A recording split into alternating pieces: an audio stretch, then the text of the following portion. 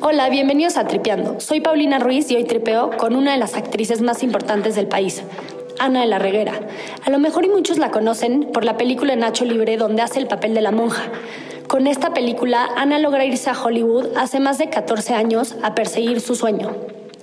En este episodio reflexionamos sobre el movimiento de la mujer y el movimiento Me Too, sobre el empoderamiento y las presiones sociales que enfrentamos las mujeres. Ana nos comparte cómo ha cambiado su idea del amor en los últimos años y nos platica sobre uno de sus proyectos más importantes y recientes, la serie Ana, inspirada en su vida, que estará por estrenarse en unos cuantos días, transmitiéndose por Amazon Prime. Espero disfruten mucho nuestra conversación.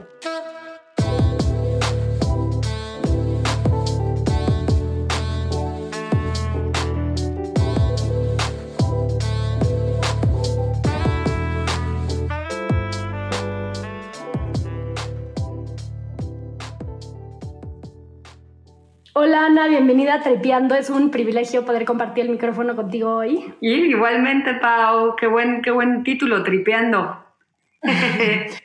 Ana, has llegado muy lejos a base de muchísimo esfuerzo y de cierta manera no siguiendo convencionalismos y rompiendo las reglas establecidas de lo que está bien y está mal que hagamos las mujeres. En este momento tan crítico que estamos viviendo con la marcha el domingo, el paro de un día sin nosotras el lunes, me gustaría preguntarte qué consejo le darías a todas esas mujeres que quieren hacer algo distinto de las expectativas de su familia y su comunidad.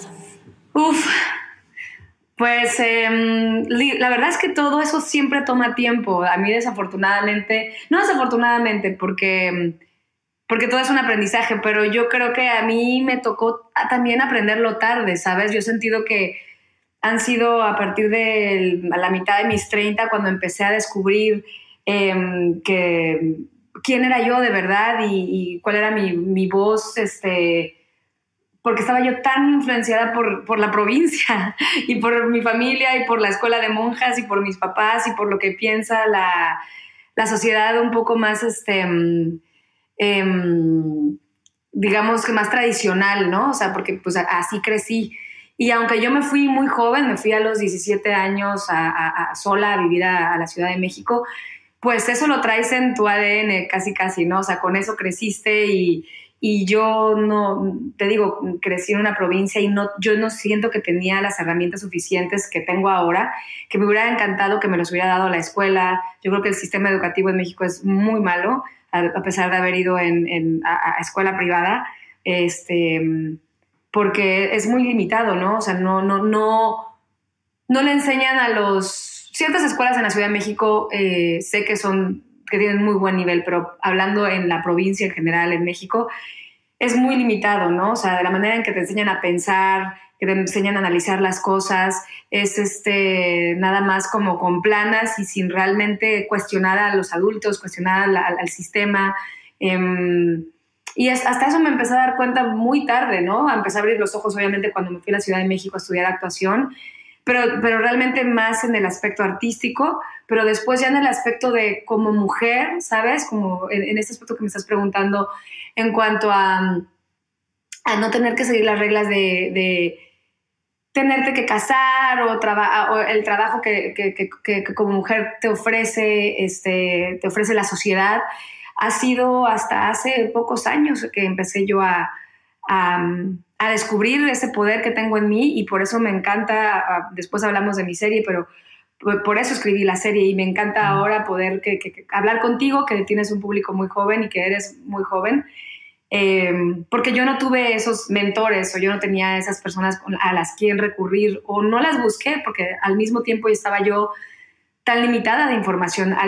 Al mismo tiempo podría parecer que no estaba limitada, pero lo estaba porque pues uno le hace caso a sus amigos más cercanos, a su familia, a tus papás, a tu mamá, pero pues ellos tuvieron todavía un sistema mucho más tradicional y pues nuestros papás, bueno, en mi caso se quedaron en provincia, entonces también la vida está cambiando muchísimo, especialmente para nosotras.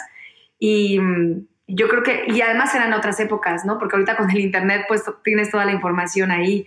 Y yo cuando crecí, pues no tenías que ir a la biblioteca todavía. Entonces, nada más tenías la televisión, tenías los 4 canales que había en México en la televisión, y era lo que te llegaba y era con lo que crecías. Entonces, sí, ahorita, pues como joven puedes tener el mundo en una pantalla, y eso, pues esas cosas que te dan de buenas el Internet y la globalización, pues hay que utilizarlas a nuestro favor, ¿no? Ana, ¿qué diría respecto a las presiones sociales? Para las jóvenes que nos sentimos socialmente presionadas respecto a casarnos y construir una familia tradicional y a lo mejor escoger otra carrera o irnos por otro camino, ¿qué nos dirías? Pues la verdad es que yo pienso que para cada mujer es diferente ese viaje, digamos. O sea, yo veo en ciertos casos amigas que crecieron queriendo una familia y que crecieron queriendo un marido y que, por ejemplo, a lo mejor sí tuvieron una carrera, pero que ellas decidieron porque les hace feliz, pues realmente ser el apoyo de su marido, respaldarlo y criar a sus hijos, y son sumamente felices, y eso me encanta ver. Pero hay otras mujeres que no, hay otras mujeres que eso no les satisface. Yo no encontraría satisfacción en mi vida en nada más estar apoyando a mi marido por mis hijos y tener esta familia convencional, ¿no? A mí me gustan hacer las cosas que yo quiero, me gusta ser actriz, me gusta viajar, me gusta ser independiente económicamente y también emocionalmente en muchas cosas. Así que es diferente para mí. Entonces yo no critico y no creo que nada esté mal. Al mismo tiempo que la gente que es que quiere ser completamente fiel a una pareja, hay parejas que ahora están abriéndose a poder a lo mejor tener una relación abierta, menos convencional. O sea, a cada quien le funciona diferente. Yo creo que más bien deberíamos empezar a tratar de respetar que no somos iguales, ¿no?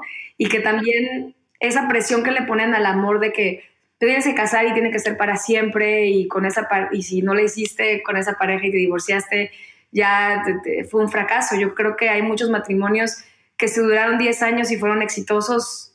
Es algo muy bueno en tu vida, y todos tenemos etapas y todos vamos evolucionando. Así que a veces un matrimonio que parece funcionar bien y después no.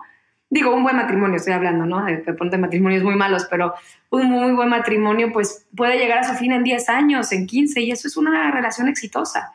No creo que tenemos que pensar en el matrimonio por siempre, ¿sabes? Porque le estamos poniendo demasiado presión a la otra persona, en que esa persona te tiene que llenar de aquí a 50 años, y a lo mejor esa otra persona cambia sus gustos, o quiere hacer otra cosa, o se quiere vivir a otro lado, o no quiere tener hijos, o no quiere hacer lo que tú quieres hacer en ese momento.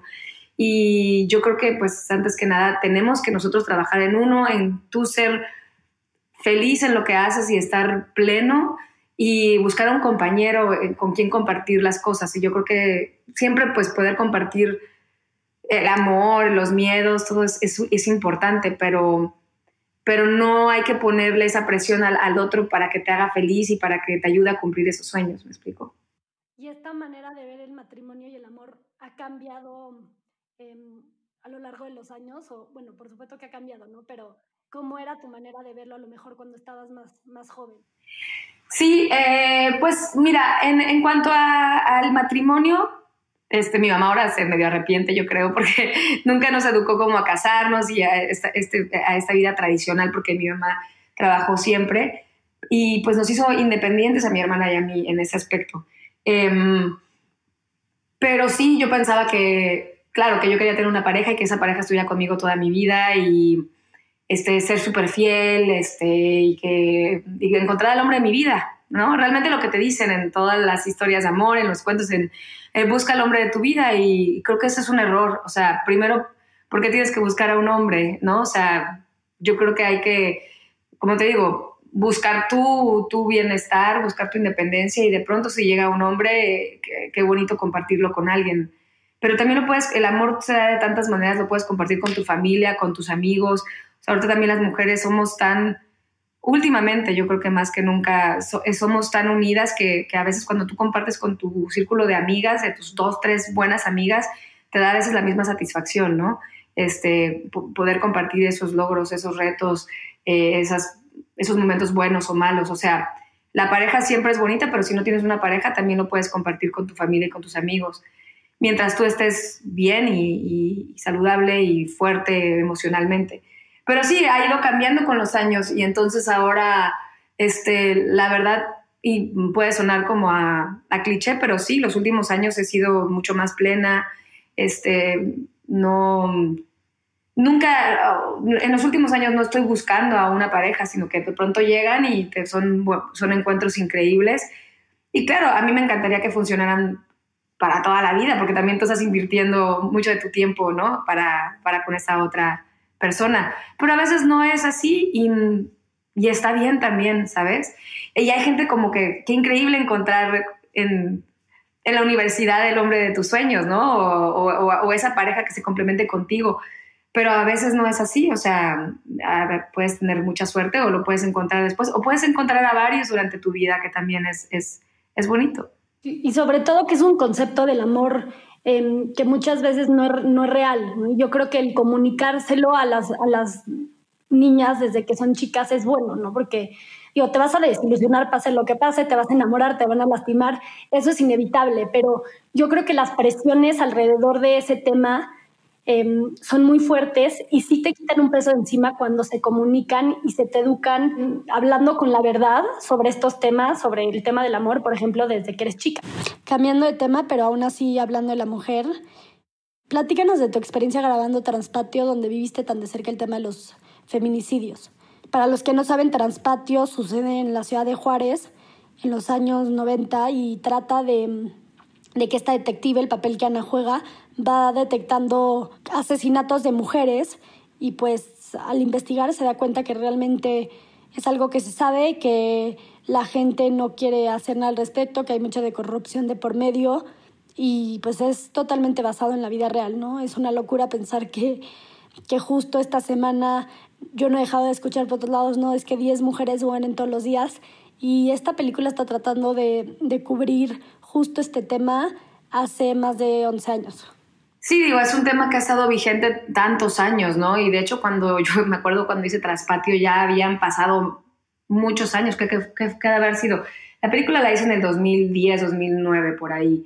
Y me acuerdo que cuando yo estaba haciendo toda la investigación, pues realmente esto empezó fuerte en los 90, si mal no recuerdo, ¿no? Donde empezaron a darse los feminicidios. Esa palabra ni siquiera existía. Esa palabra surgió a partir de que hombres mataban a las mujeres nada más por el hecho de ser mujeres, ¿no? O sea, digamos que la violencia de género. Y de ahí surgió la palabra feminicidio, que es bastante nueva. Pero fue muy difícil. De hecho, cuando estuvimos en Juárez, antes de irnos a filmar, la niña que iba a hacer el papel de la víctima en la historia, porque yo hacía el papel de la policía, recibió en su casa amenazas. Y con todo eso nos fuimos porque alguien leyó el guión. Yo no sé si fue el gobierno en ese momento, yo no sé cómo el guión se filtró. Y como se hablaban de todos estos temas, empezaron a llegarnos al hotel amenazas de muerte a todos. Entonces sí, la verdad es que lo vivimos de primera mano. A la semana de la filmación íbamos a parar la filmación por lo mismo, pero pues decidimos no hacerlo, sino que íbamos a filmar y a las 6 de la tarde teníamos que estar en, digamos, toque de queda hasta el otro día y no podíamos salir del hotel durante un mes. Entonces la verdad sí lo viví porque recibimos fotos de mujeres muertas, de mujeres asesinadas, recibíamos flores de muertos como coronas en nuestros cuartos de hotel, en nuestro cuarto de hotel. Entonces sí fue una película muy difícil de hacer. ¿Pudieron platicar con víctimas o familiares de víctimas en Juárez? Sí, yo platiqué con familiares de víctimas y vi muchos documentales al respecto, pero pues también lo que pasaba es que el gobierno lo que hacía mucho era que te daba dinero, o sea, en ese momento, no estoy hablando de lo que estaba sucediendo en Juárez, eran las maquiladoras, estas famosas maquiladoras internacionales, por ejemplo, de China, y estas maquilas pues contratan a todas estas mujeres que llegan a la frontera y entonces obviamente no quieren que internacionalmente se sepa primero pues que están abusando pues no de estas mujeres, que están pagándoles muy poco, que le están dando nada de beneficios, y también pues México no quiere el gobierno no quiere que se vayan esas maquilas del país porque les deja dinero. Entonces por eso callan a todas a los familiares, entonces iban y los callaban con dinero. para que no hablaran, pero pues entonces a veces las familias lo aceptaban porque decían que me den algo por la muerte de mi hija, a que no me den nada, o si yo denuncio, muchas veces también los mataban por denunciar, ¿no? O sea, también había ahí toda un crimen organizado sobre pues, la gente que estaba denunciando estos casos.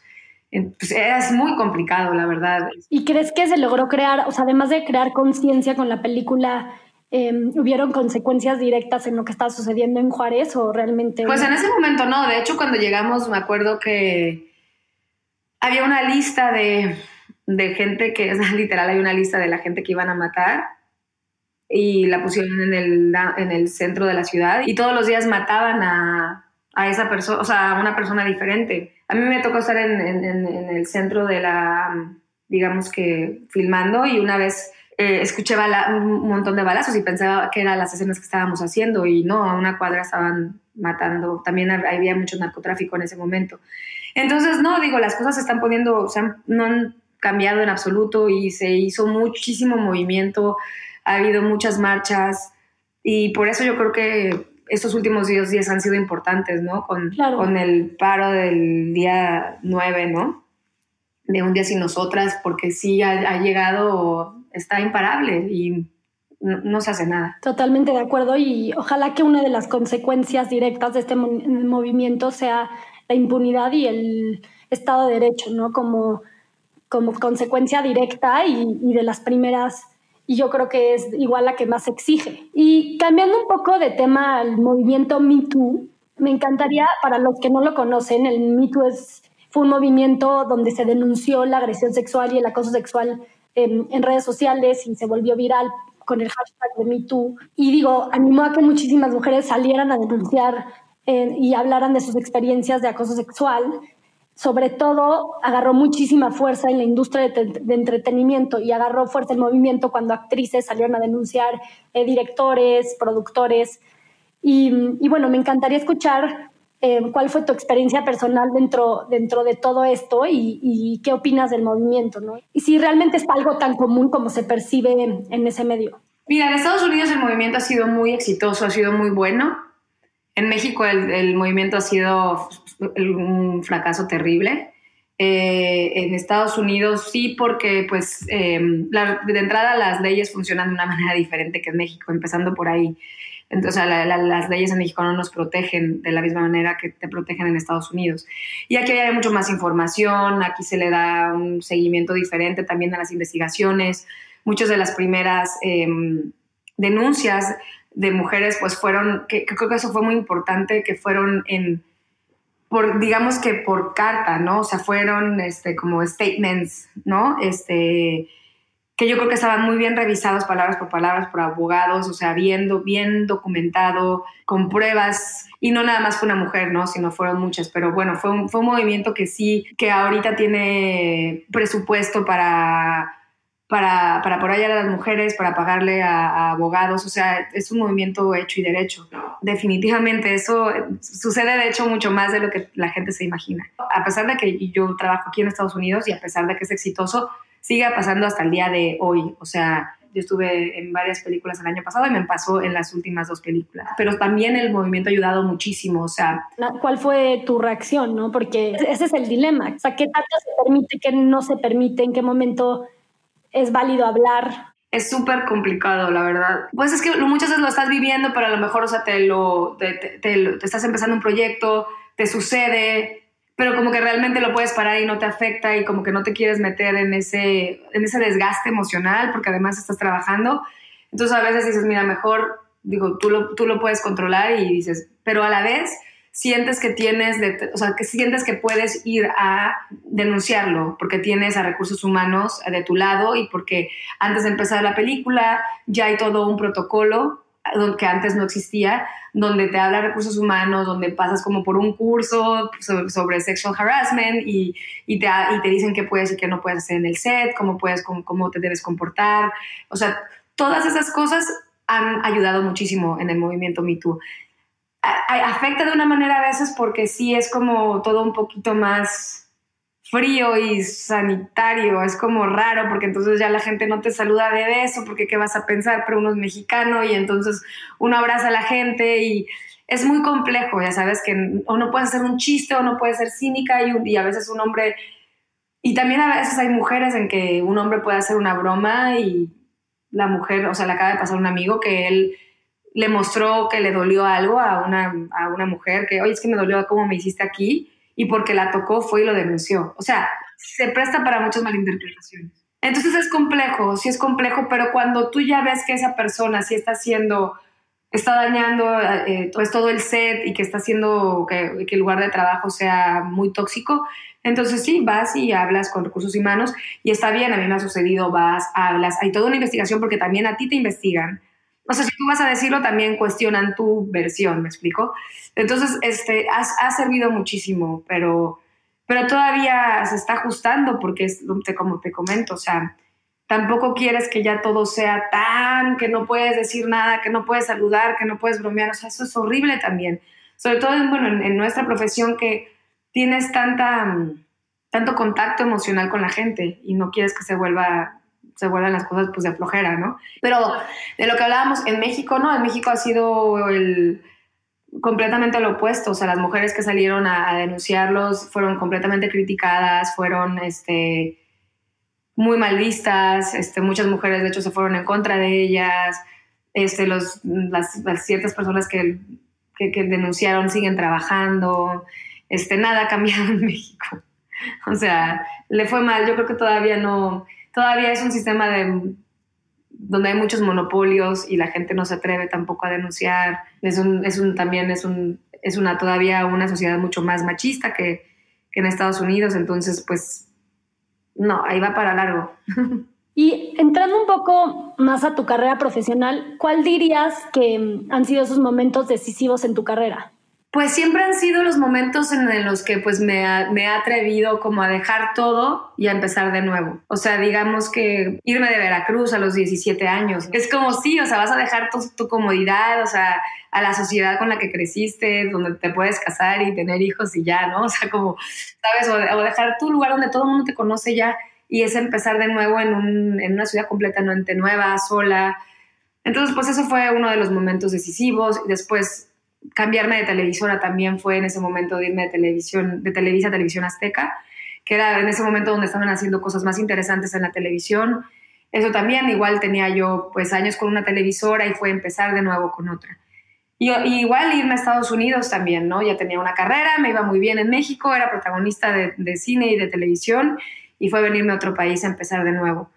Y después aquí también cuando cambias a tu gente que te rodea, a tus managers, cuando ves que tu equipo de trabajo no está funcionando, no estás contenta, hacer esos cambios también internos son complicados y siempre dan miedo y dices, no, es que no se vayan a enojar conmigo, no sé. ¿Me explico por qué? Porque yo creo que hace unos todavía 5 años todavía estaba diciendo, habré hecho lo correcto, porque se me estaban yendo muchos papeles en México y no estaba realmente consiguiendo lo que quería aquí, o sea, todavía me estaba costando.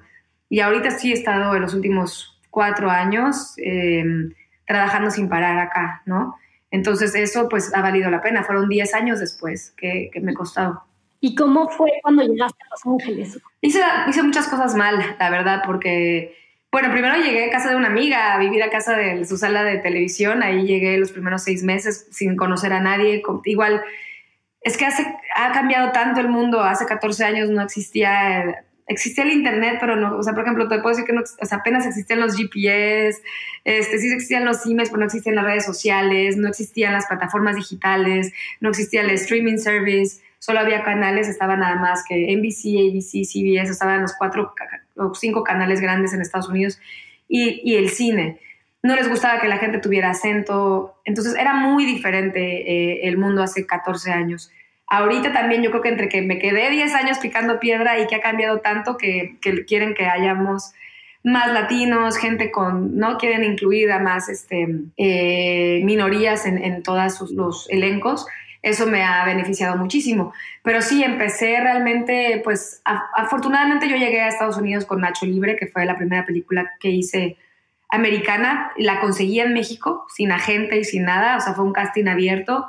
y pues yo creo que no sé cuántas habían de haber visto y me quedé. Entonces ese fue también mi big break, digamos, porque una agencia en Estados Unidos me quiso firmar para venir para acá. Entonces nada, fue haciendo casting y no quedándome ningún casting por años, pero a la vez, aunque no te quedas por años, te van conociendo y van viendo quién eres, qué tipo de actriz eres, y de pronto yo te puedo decir, por ejemplo, que hace poco hice un casting hace poco estaba yo, no poco, 2 o 3 años estaba en una lectura de Goliat, la serie que hice para Amazon, donde soy la protagonista en la 2ª temporada. Y estaba la directora de casting y me dijo, tú no te vas a acordar de mí, pero yo te hice el casting de Betty la Fea, Ugly Betty en Estados Unidos. Fue mi primer casting llegando a Los Ángeles. Okay. Y me acuerdo que fue, el peor casting de mi, o sea, imagínate, fue el primero, estaba nerviosísima, me equivoqué 100 veces y me dijo, me encantaste, eras una niña y siempre te quedaste en mi cabeza, y fueron 14 años después. Entonces, así empecé, pues nada, normal, yendo a castings y acostumbrándome a que te digan que no, pero pues en algún momento te dicen que sí. ¿Y cómo lidiar con el rechazo que viven los actores todos los días? O sea, esa parte de que veas los frutos 14 años después, ¿qué consejo le dirías a los pobres actores? Pues mira, muchos. Primero te tienes que mantener ocupado, o sea, tienes que siempre mantenerte creativamente ocupado en otras cosas. O sea, por ejemplo, yo siempre estoy viendo qué obra de teatro ver, qué película ver, qué aprender, qué leer, qué escribir. Estar informada de tu carrera, de lo que están haciendo los demás. O sea, en eso siempre tienes que estar activo, ¿no? Pero también tienes que aprender a dejar ir muchas cosas. Y sobre todo ahora que yo con mi serie me volví productora y yo hice los castings, te das cuenta que no tiene nada que ver contigo el que te quedes o no. O sea, nada que ver. Es que tú te imaginas un personaje, yo que creé una serie, tú te imaginas un personaje, y así yo llegué a ver actores buenísimos, pues no era el personaje que yo me imaginaba. Entonces, nada más tienes que saber que no tiene nada que ver contigo, tiene que ver con que eres el indicado para ese personaje. En algunos casos sí se va a quedar el que hizo el mejor casting y que fue el mejor actor, pero es un porcentaje mínimo de, por ejemplo, yo te puedo decir que en la serie que hice, de los 10 actores era un personaje o 2 el que podía ser fue el que mejor lo hizo, ¿me explico? Fue el que más me gustó, el que le dio más al tono. Pero los otros 8 tenían que ver con físicamente, o sea, sobre todo con lo que trae esa persona, o sea, con la esencia de la persona, más que si era el mejor actor o no. Entonces, obviamente tienes que por lo menos saber decir tus líneas y poder hablar y ser bueno lo mejor que puedas, pero si eres bueno y no te quedas en algo, que no te desesperes.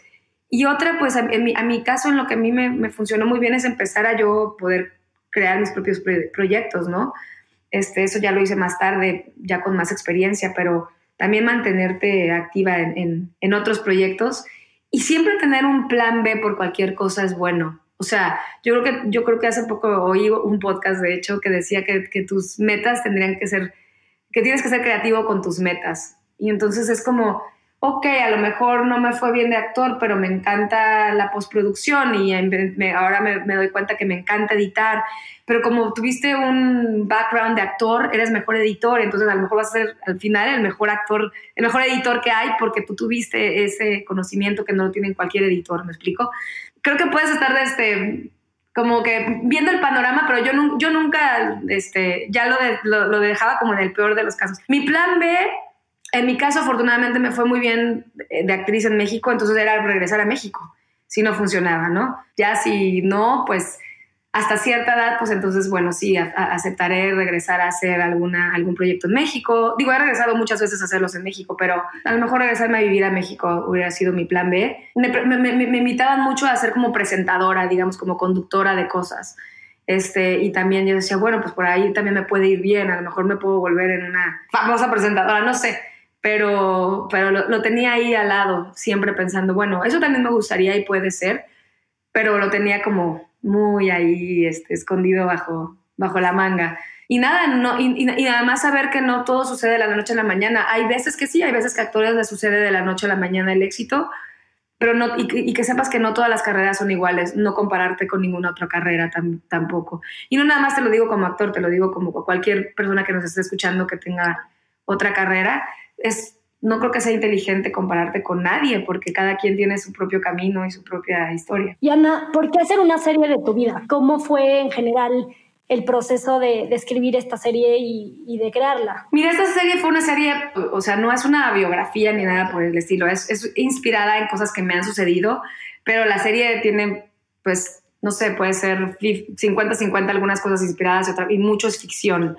Y justamente la serie la creé a partir del momento donde más me sentí desesperada en mi carrera, ¿no? Porque yo pensaba yo estaba a punto de quedarme en una serie americana, en una comedia donde había un papel que me encantaba, que era pocas veces me habían ofrecido ese papel, era una chava, yo quería hacer una comedia y era una chava como súper abierta, divertida, que vivía en Nueva York y que era artista. Me encantaba cómo estaba construido el personaje y yo dije, bueno, este es el papel de mi vida y esto me va a cambiar la carrera y a todos mi esfuerzo va a valer la pena porque voy a hacer este papel.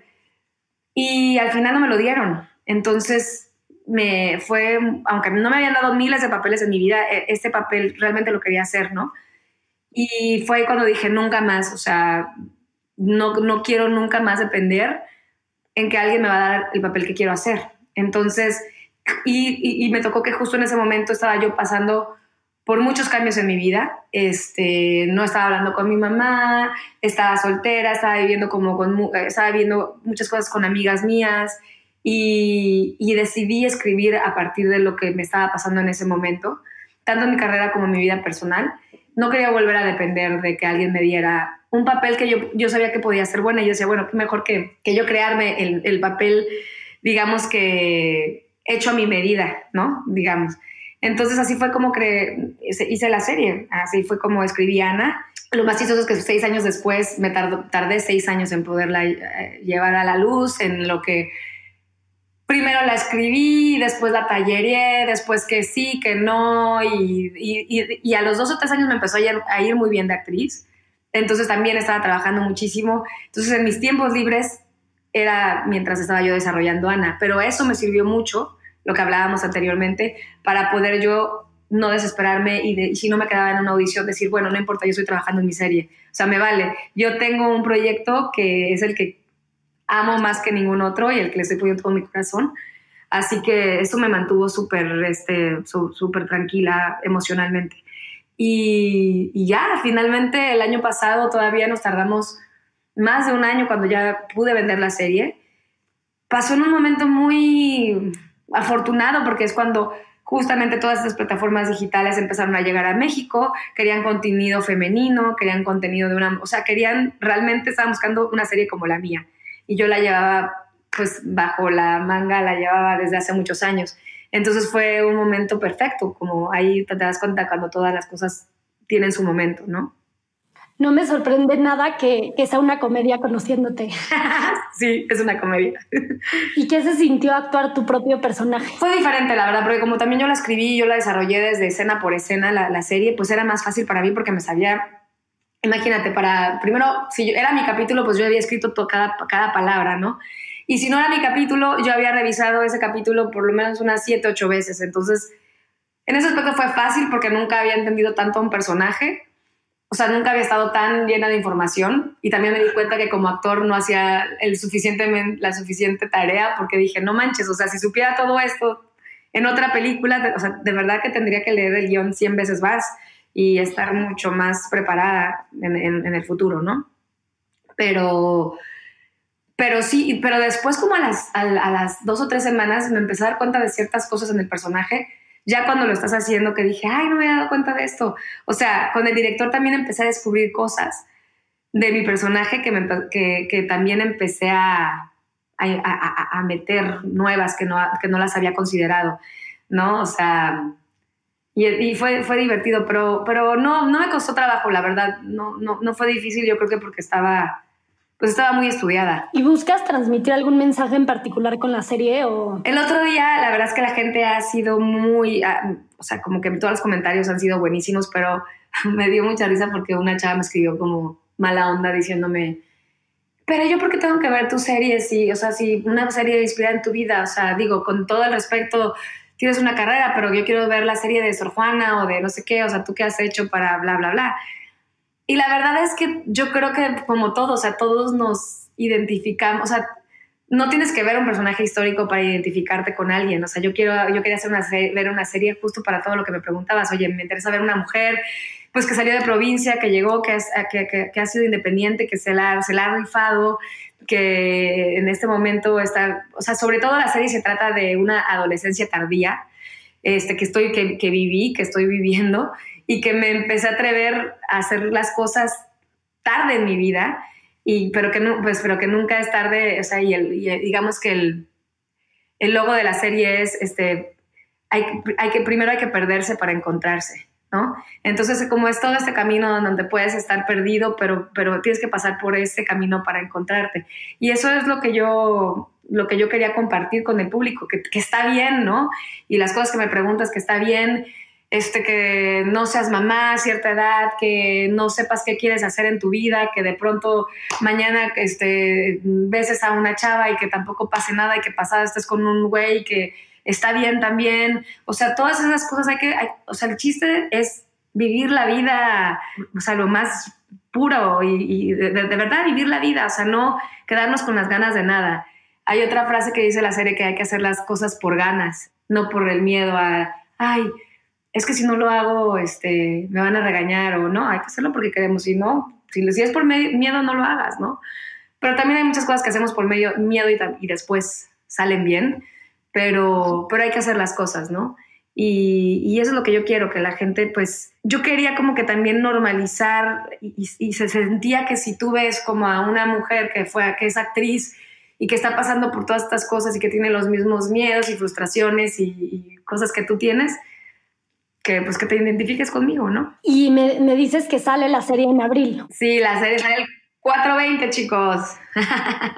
Siento que mucha gente después de ver la serie va a tener mucha curiosidad de saber justo qué es real y qué es ficticio, ¿no? ¿Cómo lo planeas manejar? Yo la verdad como lo planeo manejar es justamente no diciendo qué es verdad y qué no es, para mantener un poco de mi privacidad, porque la verdad me considero bastante privada, pero en este caso sí voy a estar como abriéndome muchísimo, ¿no? De todas mis, las inseguridades que uno pueda tener, o de todas mis vivencias. Y entonces, pues, muchas de ellas son completamente verdad, otras son más exageradas, otras son, o sea, en otras es como pasó peor de lo que está ahí, otras pasó mejor de lo que está ahí, o sea, pues ya que la gente se imagine lo que se tenga que imaginar, digamos. De todas maneras, la gente se imagina lo que se quiere imaginar de ti, ¿no? ¿Y cuál dirías que es la escena más fuerte fuerte o incómoda que has grabado? Pues digo, incómodas he hecho, o todo el año pasado hice muchas escenas incómodas de acción, porque son pesadas, o sea, como cosas medias de stunt, que te tienen que poner muchas cosas.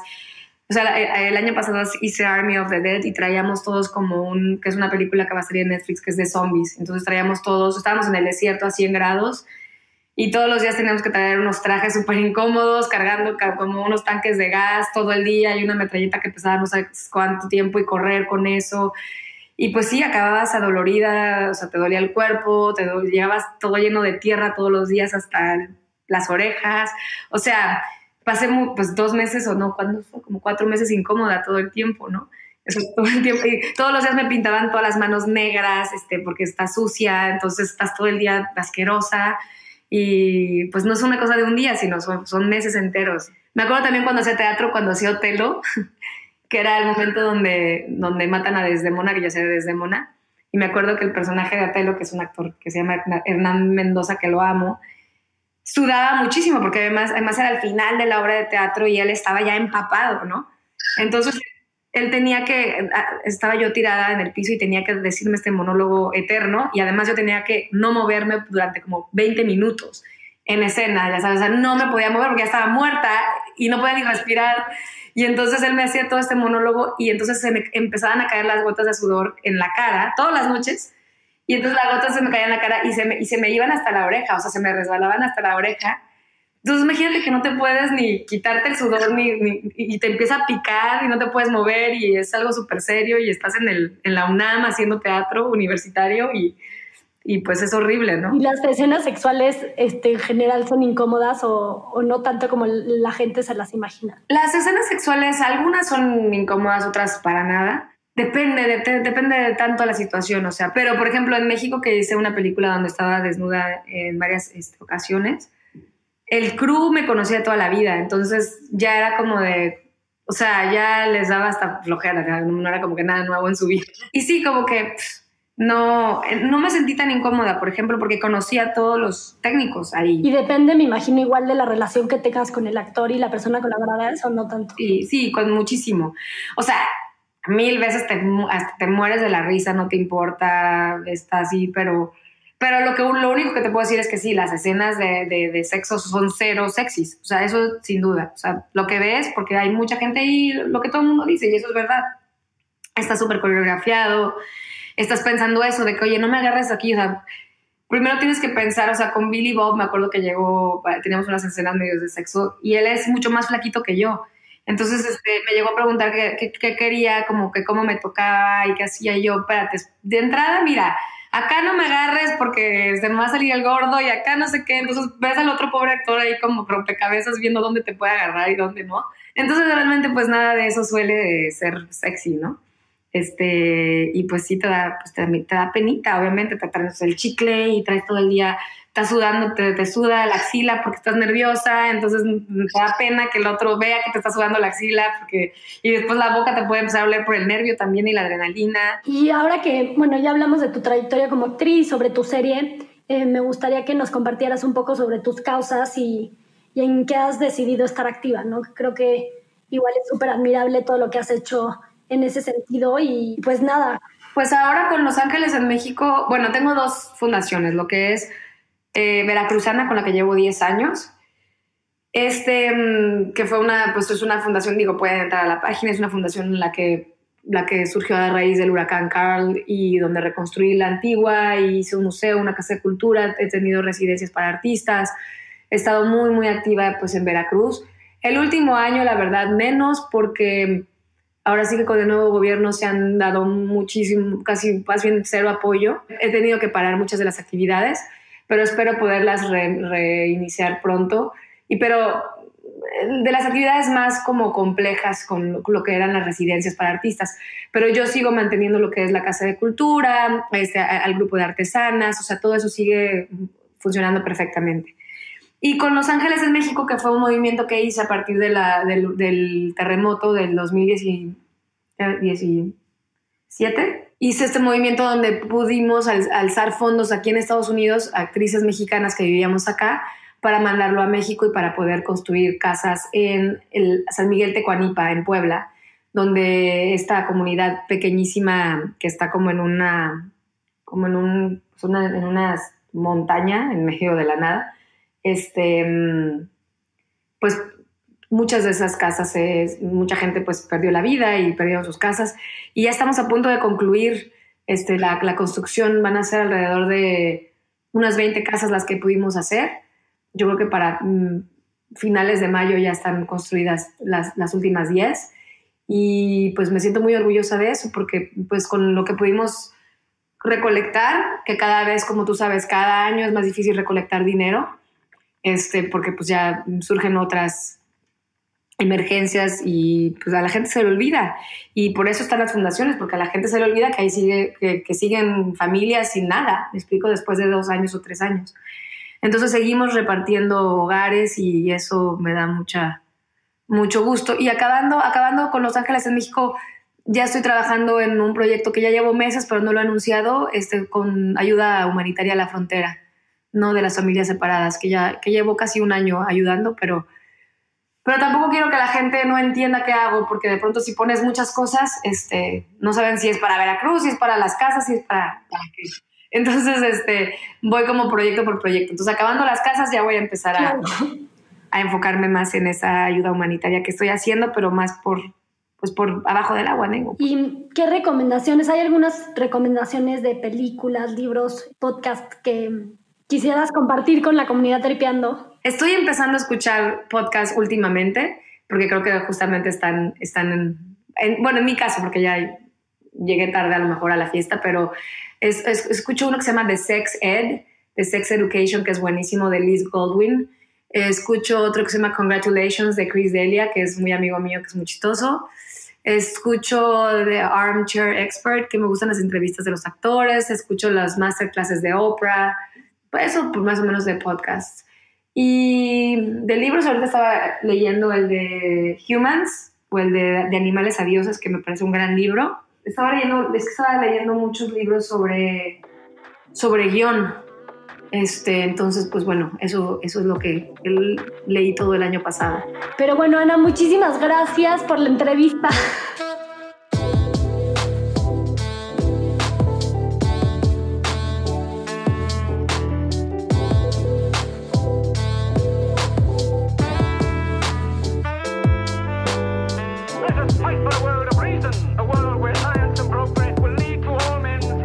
Crystallize imagination. I have my mind. The mind needs books like a sword needs a weapon.